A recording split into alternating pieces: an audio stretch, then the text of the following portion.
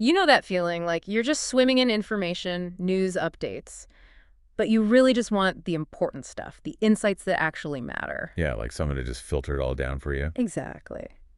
Well, that's what we're doing today. We're exploring the latest edition, the third one, of Alperen's Thinking in Public newsletter. Think of it as your shortcut to the key takeaways without, getting totally bogged down. Absolutely. And this issue is really packed. It covers AI, smarter ways to work, some really sharp business thinking. So our mission here is basically to pull out the most valuable bits for you, save you some time, maybe spark a few ideas, those aha moments, right? Definitely. Okay, let's get into it. Right. Let's start with something super relevant with AI trust. Or maybe the lack of it sometimes. The newsletter talks about AI hallucinations. Ah, yes, hallucinations, where the AI just confidently makes things up. Exactly. It sounds convincing, but it's just wrong. Or completely fabricated, which obviously is a big problem if you're relying on it. A huge headache. So does the newsletter offer a way around this? It does. It highlights using Perplexity's search feature. Seems like Perplexity has a really solid way to handle verification. Oh, interesting. What makes it different? Well, what's really neat is how they've set up the search. It's split into 3 categories. The general web, like Google, then academic papers, and finally social discussions. Oh, okay. So you can choose where to look. Precisely. It lets you be much more targeted. If you need solid evidence, you check academic sources. If you want to see what people are saying, you check social. It understands that information isn't all the same, That makes a ton of sense. You can really tailor your fact-checking. And the newsletter even gives you a prompt, like something you can just copy and paste into Perplexity to check information from any AI source. Handy. What does it ask Perplexity to do? Basically, understand the info you give it, search thoroughly across those web, academic, and social categories, and crucially, provide sources for what it finds. That sourcing is key, isn't it? Building that trust. It really is. It forces a level of accountability. You still need to check the sources, of course, but it's a massive step up from just taking the AI's word for it. Definitely something you should integrate into your workflow if you're using AI for serious stuff. Absolutely. Okay, so moving from checking AI facts to actually creating things with it. The newsletter also has some smart ideas for bigger projects, like writing an eBook. Right. We've probably all tried asking AI for a short blog post or something, but a whole book, that's different. Keeping it consistent, coherent, in the right style. Yeah, AI can kind of lose the plot over longer tasks, can't it? It can. So the newsletter suggests this 2-step process. Seems very logical. Okay, lay it on me. Step 1. Step 1 is all about the setup, getting the foundation right. It says start a new chat, or even better, use a feature like Claude's projects, or the equivalent in ChatGPT. Ah, like setting up a dedicated space for the project. Exactly. And the key is to upload your title and, importantly, your table of contents as a PDF right at the start. Okay, why the PDF? It gives the AI constant context, like here's the map of the whole book. Then, within that project space, you give it clear instructions. The tone you want, the writing style, maybe words to avoid. Like a style guide for the AI? Precisely. It's about giving the AI that persistent knowledge base for the project. Much better than trying to remind it in every single prompt, where it might forget things. Got it. So set up the project, upload the outline, define the rules. Makes sense. What's step 2? Step 2 is about the actual writing, and it's quite nuanced. It suggests writing one chapter at a time. But here's the trick. Create a new chat for each chapter under the main project umbrella. A new chat for every chapter. Why? Well, the thinking is, if you keep editing and refining within the same chat for multiple chapters, the AI can get confused. It might lose focus or start mixing things up. Ah, okay. So you get the first draft of a chapter in one chat. Right. If it's not quite there, you close that chat, start a fresh one for that same chapter, maybe tweak the prompt and try again. All still within the main project, so it remembers the overall style and outline. That's clever. It manages the AI's attention span, or its context window. Keeps it focused on one piece at a time while remembering the big picture. Exactly. The goal is to get a solid draft of Chapter 1, then move to a new chat for Chapter 2, get that draft, and so on, instead of endless back and forth in one massive chat. A really practical approach for tackling long-form content with AI. Okay, cool. So we've got checking facts, writing books. What about, automating the boring stuff, the repetitive tasks? Yes, please tell me there's something for that. There is.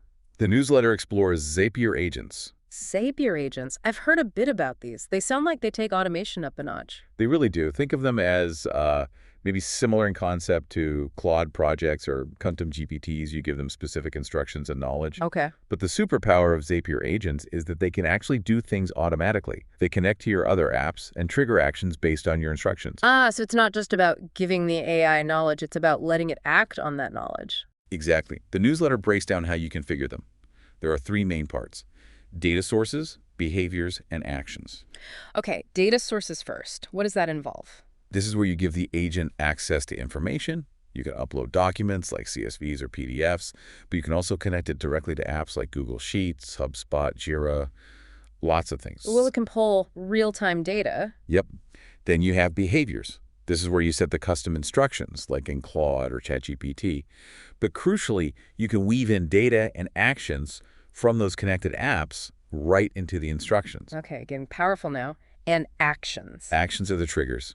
What makes the agent actually do something? It could be you manually triggering it, or it could be time-based, like every Monday morning. Or Where's event-based? right, like a new meeting invite lands in your calendar, a new row appears in a spreadsheet, a new contact is added in your CRM, or even a specific type of email arrives. Wow. And the newsletter mentions something about them making decisions. Yeah, that's a key improvement. If there are choices to be made in the workflow, the agent can apparently make its own decisions based on the instructions you gave it.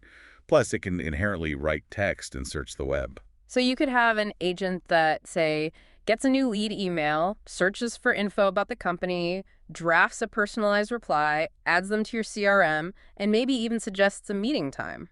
Potentially, yes. That's the kind of workflow streamlining they're aiming for.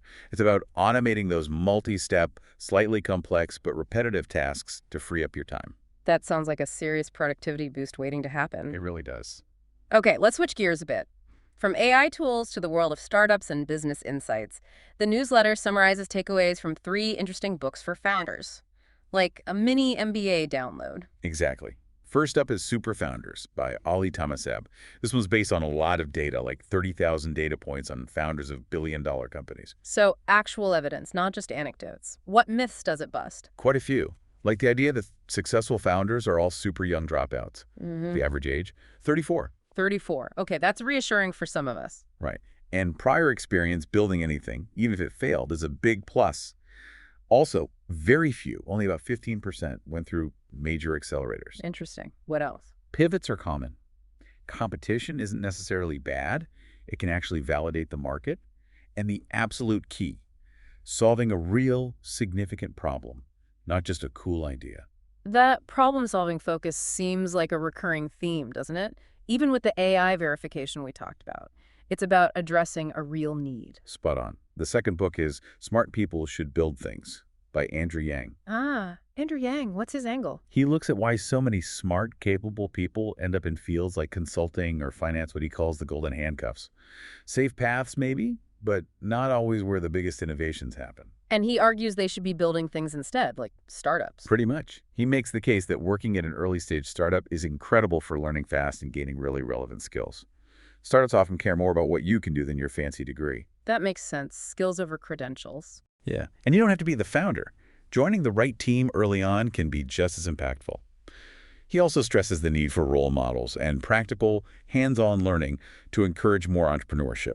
Good points for anyone thinking about their career path, definitely. Okay, book number 3. Pat Flynn's Will It Fly? This one sounds crucial for anyone with just an idea, like pre-MVP stage. It's all about validation before you build. Saving time and money, hopefully. What's the core message? First, a really important question. Does this business idea actually fit the lifestyle you want? Don't build something that makes you miserable. Huh, good advice. Then what? Identify your unfair advantage. What unique skills or experiences do you bring to the table? Then there's a practical process for testing the idea itself. How does that work? Start broad with a mind map, then distill it down. Write a 400-word summary, then shrink it to 305 sentences, then 1 sentence, until you have one crystal clear value proposition. Refining the core idea. Exactly. And then understand your customer. Flynn uses the PLAN method. Identify their problem, understand the language they use, gather anecdotes, and figure out their real needs. Product Market Fit 101. Plan, problem, language, anecdotes, needs. Got it. How do you actually test interest? Concrete stuff. Try pre-orders, run surveys, Put up a simple website with some ads, and crucially, have one-on-one conversations. He mentions a 5 out of 50 rule. If 5 out of 50 people you talk to show real interest, that's a decent early signal. 5 out of 50, a tangible benchmark, and then you iterate based on feedback. Yep. It's all about testing, learning, and improving before you sink huge resources into it. Really practical advice there. Okay, let's zoom out again. The newsletter also touched on McKinsey's latest global report on Gen AI adoption in businesses. What's the big picture there? The numbers are climbing fast. Based on their survey from July 2024, they project that by 2025, 78% of organizations will be using AI somewhere, and 71% will be using Gen AI specifically. Wow, 71% using Gen AI by next year. That's huge growth. Is it everywhere or concentrated? It varies. Marketing and sales are leading the pack in adoption right now. Manufacturing and supply chain seem to be lagging a bit behind. Any insights on who is using it within companies? Interestingly, top-level executives are apparently more likely to be regular Gen AI users compared to middle managers. That is interesting. Maybe they see the strategic potential more clearly. Perhaps. The report also notes that while text output is still dominant, image and code generation are growing significantly. And importantly, companies are reporting actual revenue gains from using Gen AI in different areas. So it's starting to deliver tangible value. That's good. But Yeah. I remember you mentioning a catch. Ah, yes, the oversight problem. This was quite striking. Only a small fraction of companies said they review all Gen AI outputs before using them. Seriously, after we just talked about hallucinations and the need for verification. Exactly. It ties right back to that Perplexity tip. Mm-hmm. The potential is huge, but using Gen AI without proper checks and balances, that's risky. It really highlights the need for responsible implementation, including human oversight. A critical point. Okay, finally, let's touch on some quick AI and tech industry news nuggets from the newsletter. Right. First, Elon Musk's company, xAI, acquired an AI video startup called Hotshot AI. Hotshot AI. Are they pivoted to video, right? Yeah, started with photos, moved to video generation. Details are a bit sparse, but Musk has talked about wanting to build a Grok video model. So the thinking is Hotshot's tech will feed into that. That seems to be the logical conclusion. Could mean we'll see some advances in AI video coming from xAI. It's something to watch. What else? Anthropic's Claude models finally got a web search feature. About time. That felt like a missing piece compared to ChatGPT and others. It really did. It means Claude can now access current info, ground its answers better, makes it much more competitive and useful, especially for timely topics. Is it available everywhere? Currently US only for Damn. paid users, but they plan to roll it out more widely, so definitely leveling the playing field there. Good news for Claude users. And one more. Yes, OpenAI has a new image generation tool powered by their latest 4.0 model. And the big deal here is it's apparently really good at putting text into images accurately. Oh, finally. AI image generators have always been hilariously bad at spelling, right? Totally. Garbled text, weird letters, it's been a real limitation. But this new tool seems to have cracked it, which opens up tons of practical uses. Like what? Think product mock-ups with clear labels, social media graphics with actual text, menus, posters, even complex things like scientific infographics where the text has to be right. That's a significant step up. Easy to use. Sounds like it. Access via view tools in the interface. And it has editing features too. You can select part of an image and use a prompt to change just that specific area, including adding or fixing text. Very cool.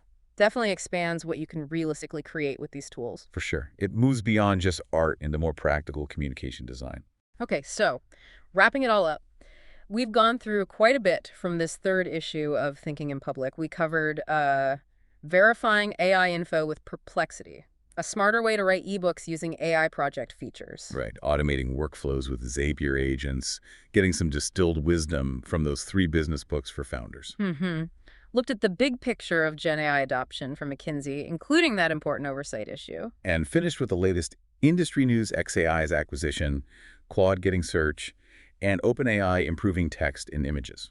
Our goal, as always, was to pull out the essential stuff for you, the insights and actionable tips, without you having to wade through everything yourself. Hopefully saving you time and sparking some useful thoughts. So here's a final thought for you to chew on, connecting back to those founder insights. Reflecting on what makes founders successful, the experiences, the problem-solving focus. What's one skill, or maybe a piece of past experience, even a small one, that you could consciously lean into or develop further? Whether you're building a business or just navigating your own career path. That's a great question to ponder. something unique you bring to the table. Definitely. Thanks for joining us for this exploration. Until next time.